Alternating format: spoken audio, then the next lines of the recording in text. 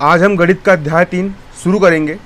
गणित का अध्याय 3 का नाम है दो चर वाले रैखिक समीकरण युग्म। दो चर वाले, अध्याय 2 में हमने एक ही चर देखा था, यहाँ पर हम दो चर वाले पढ़ेंगे। दो चर, चर किसको बोलते? चर बोलते X Y Z A B C D, जिनका मान निश्चित नहीं होता उनको अपन चर बोलते हैं। तो दो चर वाले रैखिक समीकरण युग्म मतलब दो चर वाले, देखो पहला चर होगा एक्स और दूसरा चर होगा वाई। हो गए दो चर, देखो पहला चर हो गया एक्स और दूसरा चर हो गया वाई, हो गए दो चर। और ये एक समीकरण है। और युग्म मतलब कि युग्म का मतलब होता है जोड़ा, मतलब समीकरण का जोड़ा। जो चप्पल की जोड़ी होती है ना, वही समीकरण की जोड़ी। तो एक समीकरण ये हो गया और दूसरा समीकरण ये हो गया, तो यहाँ पर बन गया जोड़ा, ये बन गया युग्म।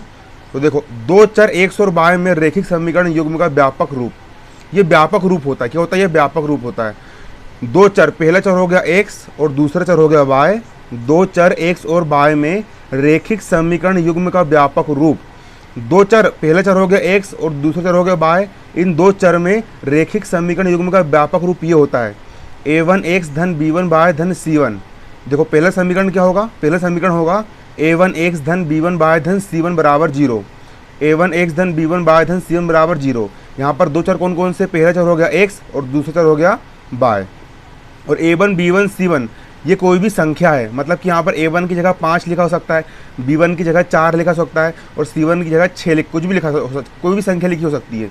मतलब कि यहाँ पर x और y चर है और a1 b1 c1 अचर है, कोई संख्या है मतलब। हाँ, और दूसरा समीकरण होता है a2x धन b2 y धन c2 बराबर 0।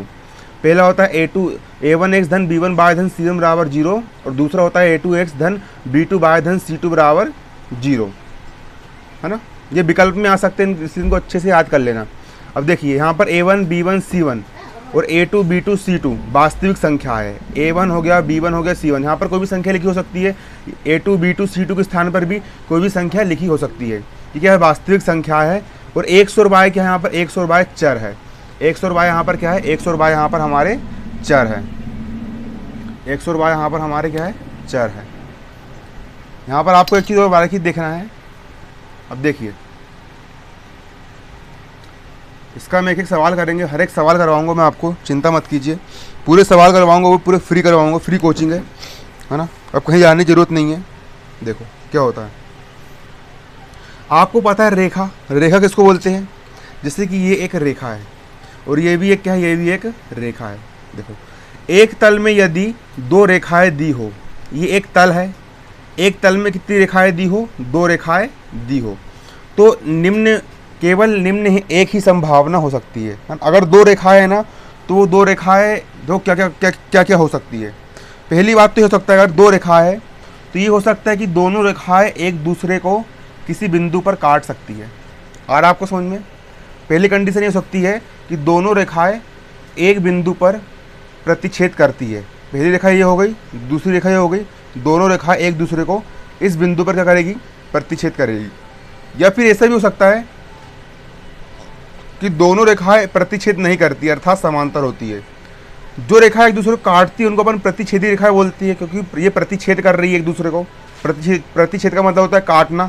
ये एक दूसरे को काट रही है, मतलब एक दूसरे को प्रतिच्छेद कर रही है, मतलब ये प्रतिच्छेदी रेखाएं है। और ये रेखा एक दूसरे को अपन, आप इसको कितने आगे बढ़ा दो, इसको भी आप कितने आगे बढ़ा दो, इसको आप इधर कितने आगे बढ़ा दो, इधर भी कितने आगे बढ़ा दो, एक दूसरे को काट रही है क्या? नहीं काट रही। तो जो रेखा एक दूसरे को काटती नहीं है, जो रेखा एक दूसरे को प्रतिच्छेद नहीं करती, उनको हम समांतर रेखाएं बोलते हैं, क्योंकि ये एक दूसरे के आमने सामने होती है। इनको हम बोलेंगे समांतर रेखाएं। क्लियर?